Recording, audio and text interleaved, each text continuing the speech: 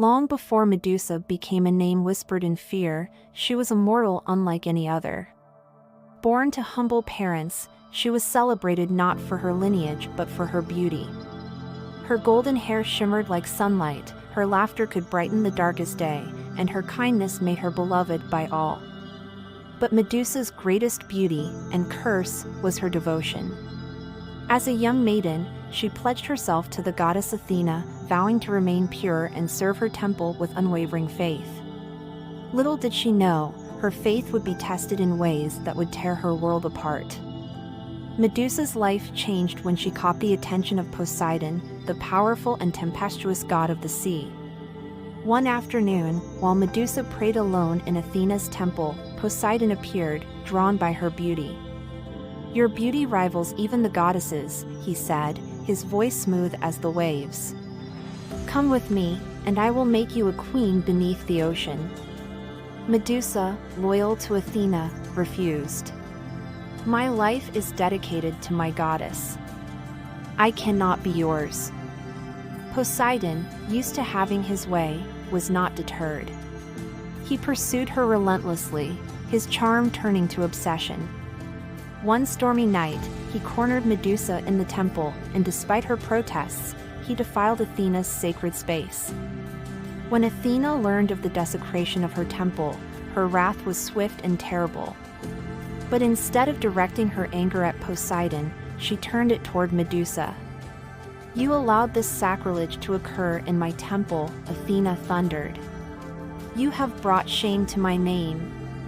Medusa fell to her knees, tears streaming down her face. "I am innocent. I begged for your protection, but he was stronger than me." Athena, unmoved, declared, "If your beauty can cause such destruction, then let it be your punishment." With a wave of her hand, Medusa's golden hair became writhing serpents, her radiant eyes cursed to turn anyone who gazed upon them to stone. "You will live far from mortals, a monster feared by all," Athena said coldly. "This is your fate." Exiled to a desolate island, Medusa lived in solitude, her heart heavy with grief and bitterness. She mourned the life she had lost, the friends she could never see, the simple joys of humanity that were now beyond her reach. But as years passed, Medusa's sorrow hardened into anger. She became the monster the world believed her to be, guarding her island fiercely. When adventurers came seeking glory, she met them with the deadly gift of her gaze, turning them to stone before they could strike. One day, a young hero named Perseus was sent on a quest to retrieve Medusa's head. Armed with gifts from the gods, Athena's mirrored shield, Hermes' winged sandals, and Hades' helm of invisibility, he ventured to her lair. Medusa, though a monster, was no fool. She knew of Perseus' approach through the whispers of her snakes. "Another one comes to take my head," she thought bitterly. "But they will find no victory here." As Perseus entered her lair, he used the mirrored shield to avoid her deadly gaze. Medusa fought fiercely, her serpent striking like lightning, but Perseus was relentless. Using the reflection in the shield, he struck the fatal blow, severing her head.